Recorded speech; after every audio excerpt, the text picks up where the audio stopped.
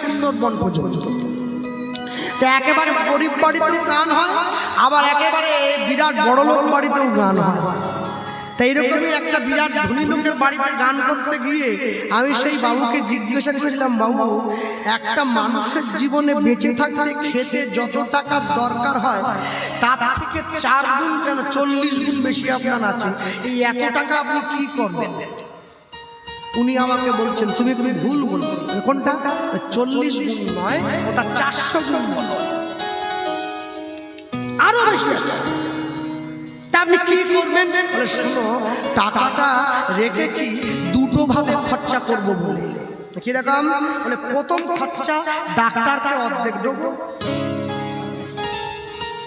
মানে অত টাকা তো দরকার হবে না, টাকা যত বাড়বে তত আরাম হবে, আরাম যত বাড়বে তত ব্যয় হবে।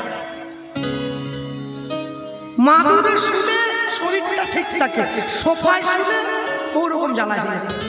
টাকা থাকলে সোফা আসবে, সোফা আসলেই রোগ আসছে, কিছু করা। টাকা নেই, পান্তা খাচ্ছেন, মুড়ি খাচ্ছেন, শরীরটা ঠিক আছে। টাকা এলেই পিজা খাচ্ছেন, বার্গার খাচ্ছেন, লেলে পাউরুটির উপরে টলটলে 3 দিনের তরকারি মাখিয়ে এই রকম করে ফেসে দিয়ে অ্যাসিড হবে, গ্যাস হবে, বুক জ্বালা, পেট জ্বালা। ওই জন্য কিছু টাকা রেখেছি ডাক্তারকে দেবো, ওটা অর্ধেক করেছি। আর অর্ধেক করেছি ছেলেটাকে মানুষ করতে পারি না, জানি দামি একটা বাইক কিনেছে, কোন মুহূর্তে কাকে ঠুকে দেয়, মানে ও চলে যাক তাতে আমার দুঃখ নেই, কিন্তু ও যাকে ঠুকবে সে তো চলে যাবে। তার বাড়ির লোকের হাত থেকে বাঁচার জন্য সেইখানে অর্ধেক দেবো, ভাগ নিয়েছি। তাহলে আপনি কি খান? বলে ওই তো রুটি আর উচ্ছে ভাজা। আমার তো অনেক রোগ, ডাক্তার সব না বলে দিয়েছি, ভাত খেলেই মরে যাবেন আপনি, খবরদার খাবেন। আর আমার বাড়িতে যে টনি চালায় মোট বয়, ওই এক থালা করে ভাত খায় আলু সিদ্ধ দিয়ে, আমি দেখি ড্যাব ড্যাব করে খেতে পারি।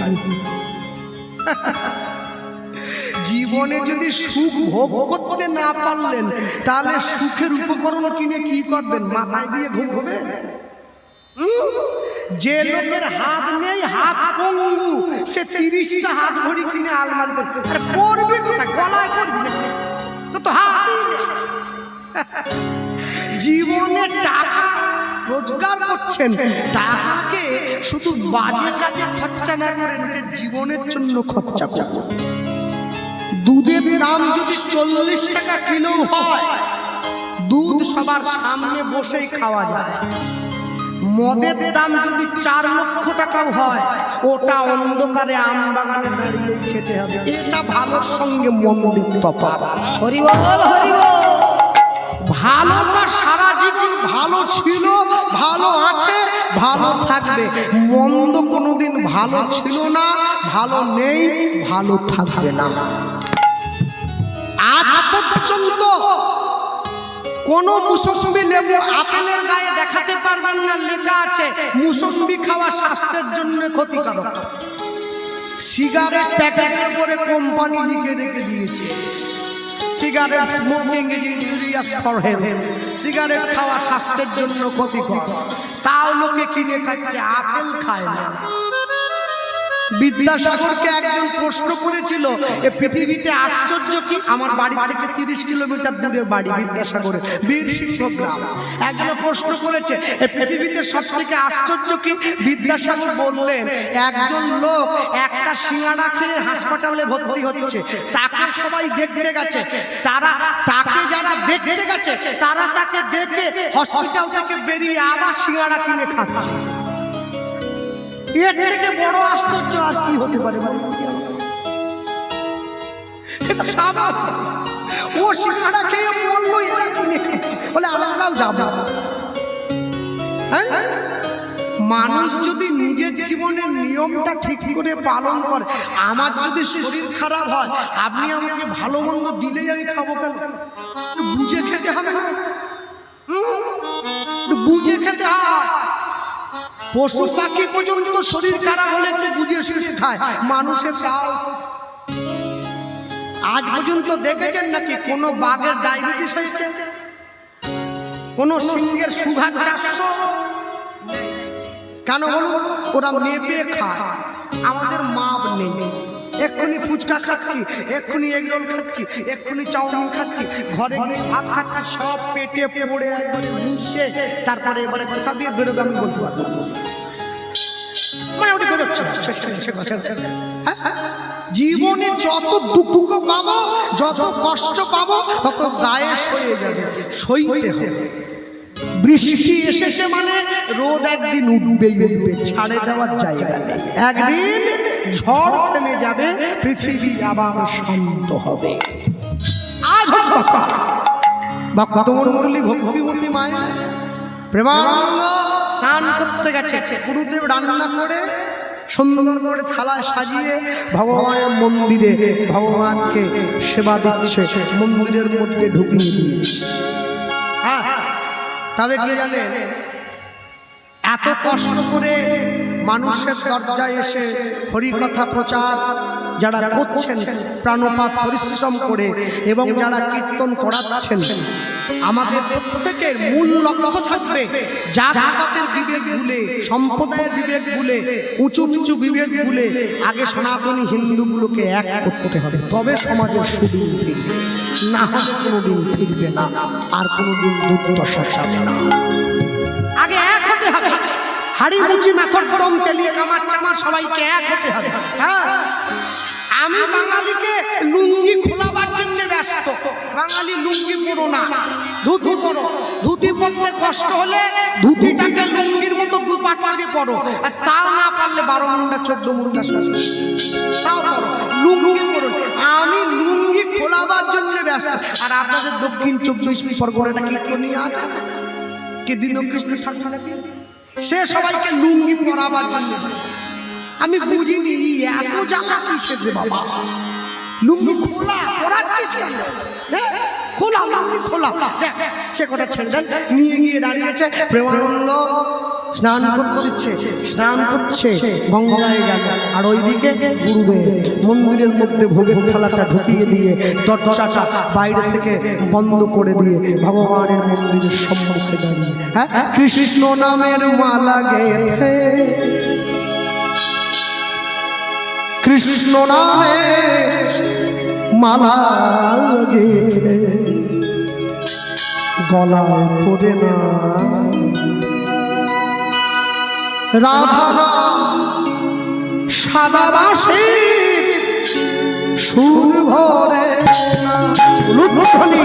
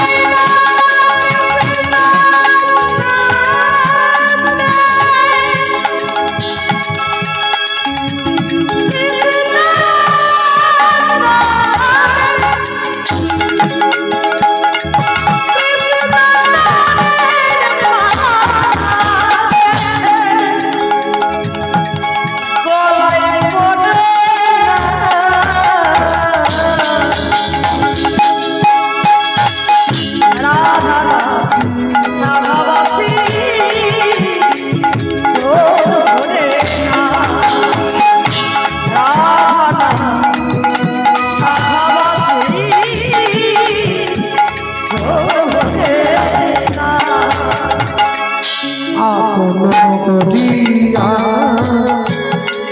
গাও কৃষ্ণ নাম, শান্তি পাইবে তুমি, পাবে পরিত্রাণ।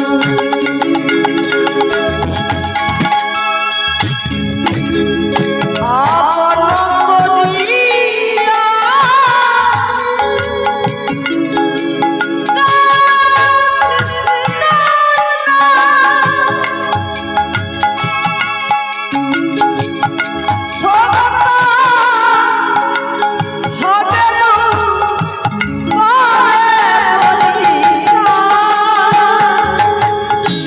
আপন করিয়া গাও কৃষ্ণ নাম,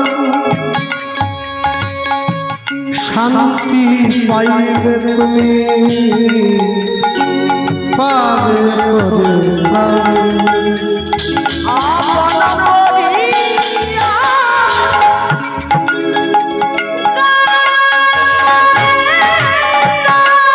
নাম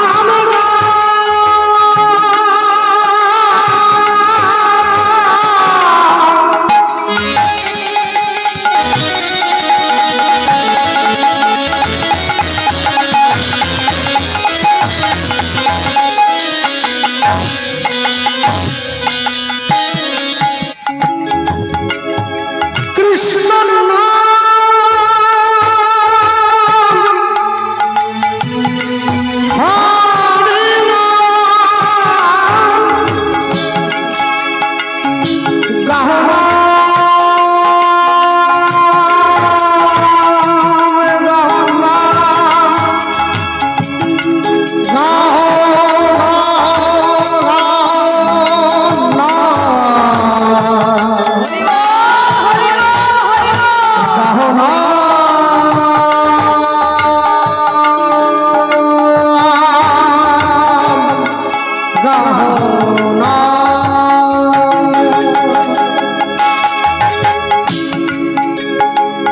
আপন করিয়া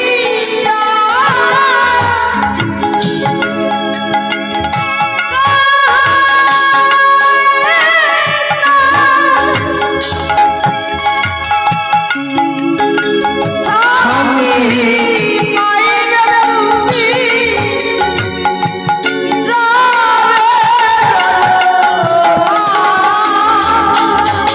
তোমার মানব জনম ধন্য হবে, পাইলে মোক্ষ ধাম। তোমার মানব জন্ম ধন্য হবে, পাবে মোক্ষ। মানব জনম ধন্য হবে, পাইবে মোক্ষ ধাম। তোমার মানব জন্ম ধন্য হবে, পাইবে মোক্ষ। প্রাণ হবে নাম নাম নাম নাম নাম নাম। রাধা সাদাবাসী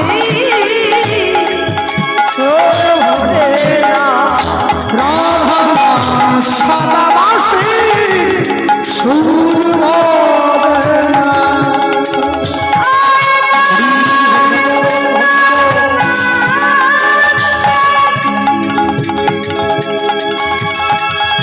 Krishna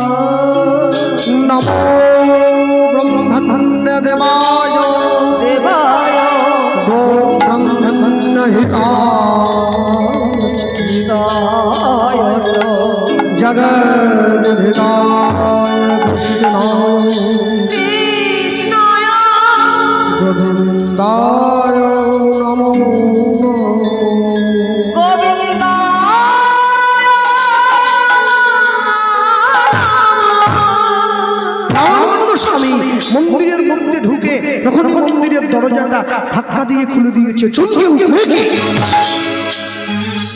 প্রত্যেক দিন ভগবান এসে যেইভাবে আমার মন্দিরে আমার দেওয়া সেবার দ্রব্যগুলো গ্রহণ করে যায়, আজকে সেইভাবে গ্রহণ করে না। থালার অন্ন থালাতেই আছে, বাটির ব্যঞ্জন বাটিতে আছে, গ্লাসের জল গ্লাসের মধ্যে আছে। ভগবান সেবা করেননি। রামানন্দ স্বামী ডাক দিয়েছে, প্রেমানন্দ। গুরুদেব ছুটে এসেছে। বাবা এদিকে আয়। প্রেমানন্দ তো আর জানে না গুরুদেব কেমন করে ভোগ দেয়। ও তো ভিক্ষা করার মালিক, ভিক্ষা করে দিয়ে।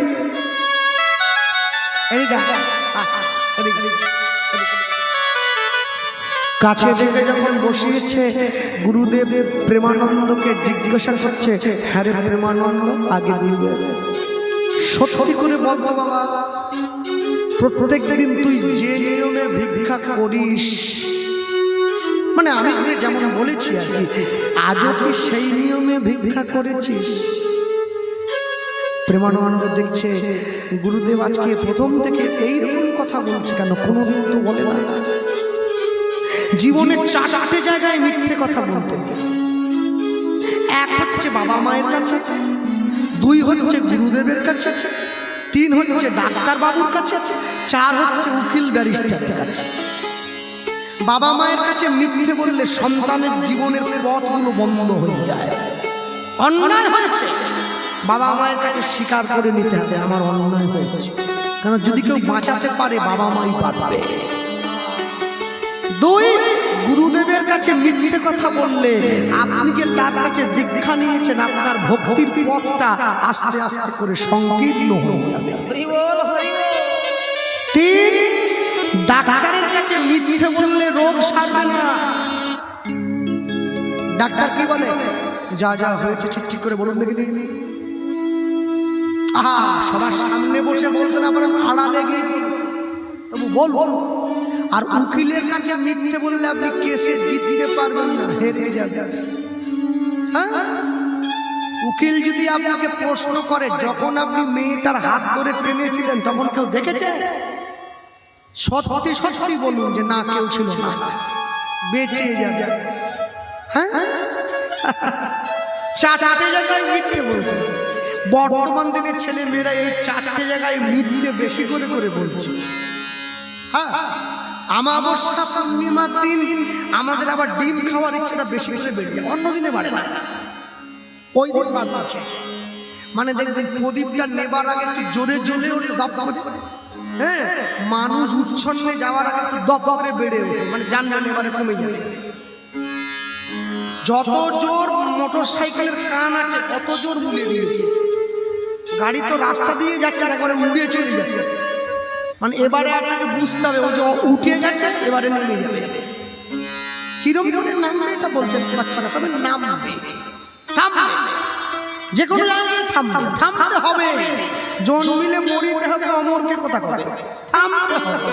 তবে শুরু থেকে কেউ যদি একটু ধীরে চলে তার থামার দরকার পড়ে না, জায়গা মতো পৌঁছে যায়। কচ্ছপ আর খরগোশের দৌড়ে, খরগোশটা দৌড়ে অনেকটা চলে গেছে, কচ্ছপ তো ছুটতে পারে না, তো থুপু থুপু করে চলে। খরগোশ জানে একটু বিশ্রাম করলে ভালো হতো না, ও যতক্ষণ আসবে আমি আরেকটা দৌড় দেবো, লক্ষ্যে পৌঁছে যাবো। খরগোশ কিন্তু বিশ্রাম করছে, কচ্ছপ বিশ্রাম করেনি, থুপু থুপু করে হাঁটছে, হাঁটা থামায়নি।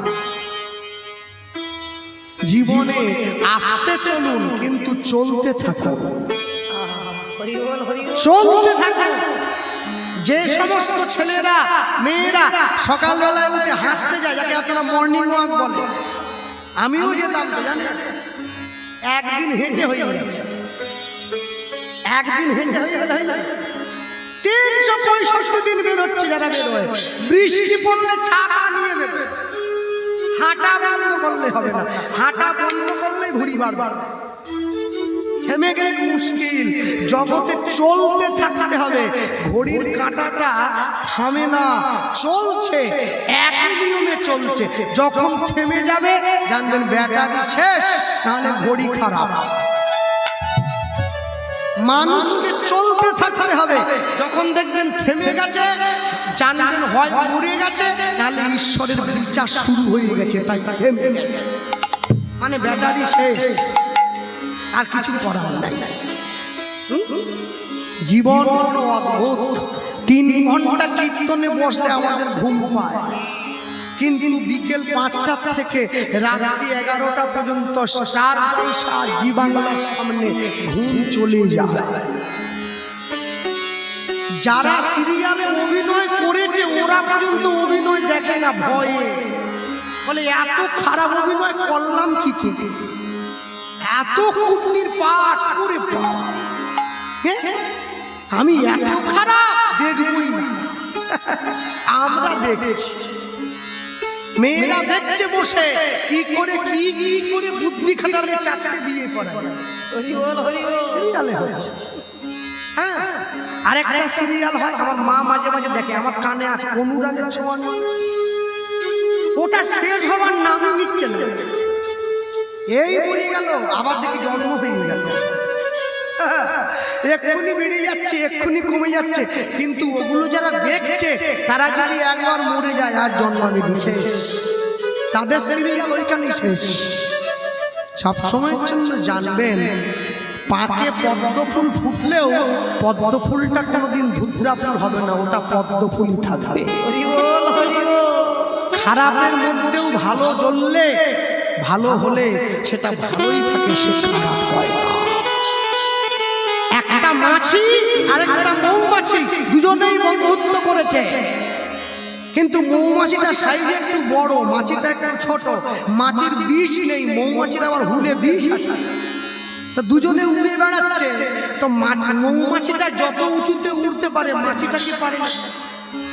তো মৌমাছিটা বলছে, বন্ধু একটা কাজ করি, তুমি তোমার বন্ধু, এসো তোমাকে পিঠে বসিয়ে একটু ঘুরে বেড়াই। মাছি বেশ বসে আছে পিঠে গলা জড়িয়ে, মৌমাছি তো উঁচুতে উঠে গেছে, অনেক উঁচুতে। এখন হঠাৎ করে মৌমাছি বলে, বন্ধু আমার তো খিদে পেয়েছে, খাওয়া যায়? মাছি বলে, আমারও অনেকক্ষণ খিদে পেয়েছে। মৌমাছি বলে, চলো ওইখানে ফুলের বাগানটা আছে, দুজনে একটু মধু খাই। বলে, আমি তো খাই না। মাছি বলছে, মৌমাছি বলে, মধু খাও না, কি খাও? বলে, আমি পুঁজ রক্ত। দেখ দেখ একটা মোড়া দেখ, দেখ বন্ধুকে বলি, মোড়া দেখ, আরে ইঁদুর ফিঁদুর পচা হলে হবে, দেখ দেখ মোড়া হয়। মৌমাছি বলছে, আমি আবার মোড়ার উপরে যাই না, কি বাজে গন্ধ, তুমি যাও। বলে, আমার তো ওটাই ভালো লাগে। একজনে মোড়া খায়, একজনে মধু খায়। যে দুধ খায় সে আবার মাতালের সঙ্গে বন্ধুত্ব করে যায়। মাতাল কোনোদিন মুসম্বি লেবু খাবে না, খেলেই নেশা চলে যাবে। মাছি কোনোদিন মধু খাবে না, খেলেই আর পুজোর স্বাদ ভুলে যাবে। হ্যাঁ, মৌমাছি গিয়ে ফুলের উপরে বসেছে, মাছি দেখছে ফুল গাছের গোড়ায় একটা ইঁদুর মরে পচে আছে, ও গিয়ে তার উপরে বসেছে। একজনে মধু খাচ্ছে, একজনে পুঁজ রক্ত খাচ্ছে। জগতে সব রকম আছে, মধু আর বিষ। একজনে ভগবানের চরণামৃত খাচ্ছে, একজনে মদ খেয়ে রাস্তায় পড়ে আছে। দুটোই মানুষ, কিন্তু একটা মাছি আর একটা মৌমাছি, তফাৎটাই লেখা নেই। হ্যাঁ, কারা যেন আবার বলে, রাম যদি ভগবান হবে তাহলে বোতলে ঢুকবে কি? এগুলো মূর্খের মতো কথা।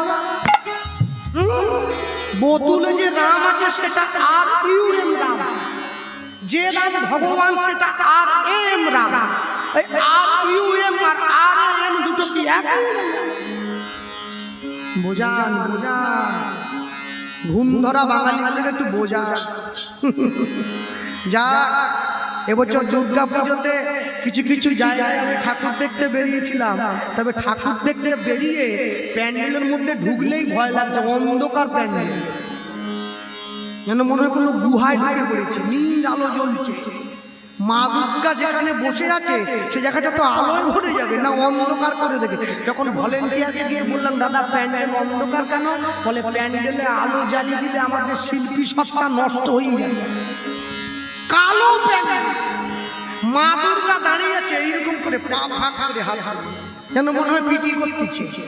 স্কুলে করায় দেখেন কি পিটি করতে, 1 2 3 মা দুর্গা পিটি করতেছে। হাতে কোনো অস্ত্র নাই, 10 হাত নাই, 2 হাত নিয়ে সিংহটা দাঁড়িয়ে আছে ওই দূরে। আমি বললাম এইরকম পুজো তো ছোট থেকে দেখিনি। আবার ঠাকুর মশাইকে গিয়ে বললাম, ঠাকুর মশাই এটা কিরকম মা দুর্গা? বলছে বেশি কথা বলবেন না, থিমের পুজো, থিমের পুজো, বেরিয়ে যান, বেরিয়ে যান। আসল দুর্গা উঠে গেছে, থিম এসে গেছে, থিম এসে গেছে। ওই লেবুর শরবতটা উঠে যায়, যেমন থামচা বেঁচেছে। লেবুর শরবতে যে কাজ হয় থামচাপে কি সে কাজ হয়? আসল দুর্গায় যে কাজ হয় থিমে কি সে কাজ হয়? কোন কোন জায়গায় দুর্গা দেখি কিচ্ছু নাই, এরকম একটা দাঁড়িয়ে আছে, নাক চোখ মুখ কিছু বোঝা যায় না, পিছন থেকে ছবি একটা আছে 10টা হাত, ওটা একটা থিম, ওটা একটা থিম। এগুলো বোঝা যায় না কিরকম ঠাকুর, কি দেখছি না দেখছি আর সইতে পারলো না। পুজোর আগেই বিসর্জন, কলকাতায় যা বৃষ্টি হলো এবার, মা নিতে পারছেন, কত নেব এই পর্যন্ত উঠে গেছে। বৃষ্টির জল নয়, আমাদের পাপের ভার। আর কত বইবে, ক্লান্ত হয়ে গেছে বেচারা। যাক, আপনাদের লক্ষ্মী ঠাকুরটা খুব সুন্দর হয়েছে, একেবারে মায়ের মতোই মাকে মানিয়েছে। মায়ের থেকে যদি পেঁচাটা বড় হয়ে যেত, আপনারাও যদি বলতেন থিমের পুজো ভাই, থিমের পুজো, তাহলে আমি আস্তে পিছনে পিছিয়ে যেতাম, কিছু বলার নেই, বলা তো যায় না, মানুষের পছন্দ। যা তো এখন কথা, সরস্বতী পুজো আসছে কদিন পরে, আমাদের ওদিকেও হয় না। গতবারে এক জায়গায় সরস্বতীকে দেখলাম, এ হাতে কন্যাশ্রী, এ হাতে রূপশ্রী ধরে আছে। এবার যে কোন হাতে ধরবে এ বোঝা বড় মুশকিল। যাক, ধরে থাক, ভালো জিনিস, ঠাকুর সবাই দেখো, ভালো করে দেখো, পুষ্পাঞ্জলি দিক। এখন কথা হলো, এই নিয়ে গিয়ে যখন দাঁড় করিয়েছে, এই দাঁড়ানোর পরে যখন বারবার ধরে গুরুদেব প্রশ্ন করছে, প্রেমানন্দ হঠাৎ করে গুরুদেবকে বলে উঠল, গুরুদেব আমি আপনাকে সত্যিটা বলবো? হ্যাঁ বল বাবা, আমি আপনার কথা মতো ভিক্ষা করিনি। তুই যদি আমার কথা মতো ভিক্ষা না করিস, তুই আমাকে বল তুই কিরকম করে ভিক্ষা করবি। এইবারে প্রেমানন্দ বলছে, গুরুদেব কিরকম করে ভিক্ষা করলাম জানেন? কিরকম? ঝড় বৃষ্টি বজ্রপাত দুর্দৈব দেখিয়া, দেখিয়া কেমনে পাইব ভিক্ষা, ভিক্ষা শুধু কাঁদে মন হিয়া, শুধু কাঁদে মোর হিয়া। এক ভাব হইতে জানি অন্য ঘরে যাই, কে দিল যে ভিক্ষা,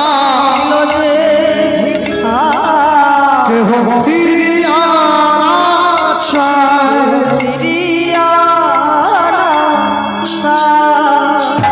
জমিদার ঘটনি আমায় করুণা করিয়া,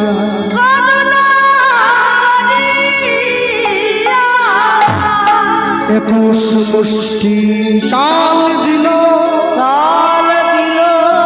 মদ ঝুলিতে ভরিয়া,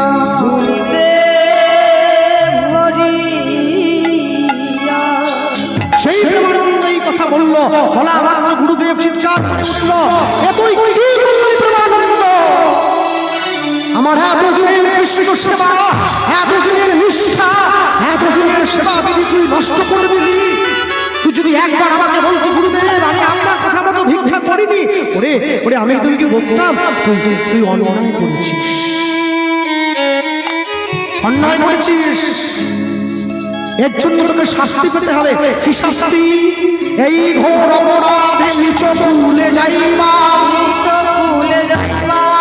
আজ হতে কৃষ্ণ সেবায় বঞ্চিত হইবা, আজ হতে কৃষ্ণ সেবায় বঞ্চিত হইবা। প্রেমানন্দ ছুটে গিয়ে গুরুদেবের চরণটা জড়িয়ে ধরেছে। গুরুদেব আমি নিচু কুলে যাই, কৃষ্ণ সেবায় বঞ্চিত হই, তাতে আমার দুঃখ নেই। আমার একটাই দুঃখ, আমার দুঃখটা কি জানেন? আমি যেন আপনার চরণ থেকে দূরে না সরি। যেই কথা বলেছে গুরুদেব রাগে অগ্নি প্রজ্বলিত হয়ে প্রেমানন্দকে অনুসরণ করছে। পাছা প্রেমানন্দ পাটা ছেড়ে দে, প্রেমানন্দ আমার পাটা ছেড়ে দে, আমার আশ্রম থেকে চলে যা।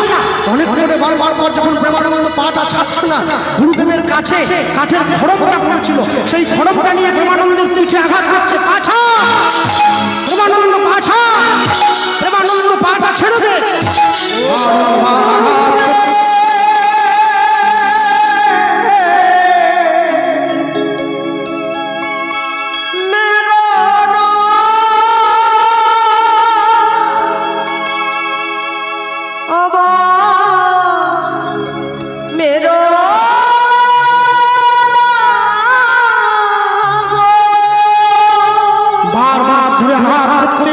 প্রেমানন্দের পৃষ্ঠদেশটা কেটে গিয়ে রক্ত বেরিয়ে এসছে, দুঃখে কষ্টে যন্ত্রণায় প্রেমানন্দ গুরুদেবের চরণটা ছেড়ে দিয়েছে। দূর হয়ে যা।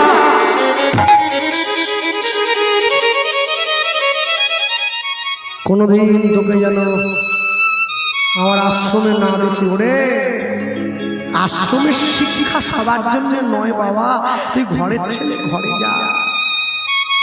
প্রেমানন্দ গুরুদেবের আশ্রম থেকে বেরিয়ে কাঁদতে কাঁদতে ঘরে ফিরে যাচ্ছে, মনে মনে চিন্তা করছে, আমার গুরুদেব যখন আমাকে তাড়িয়েই দিয়েছে, আমি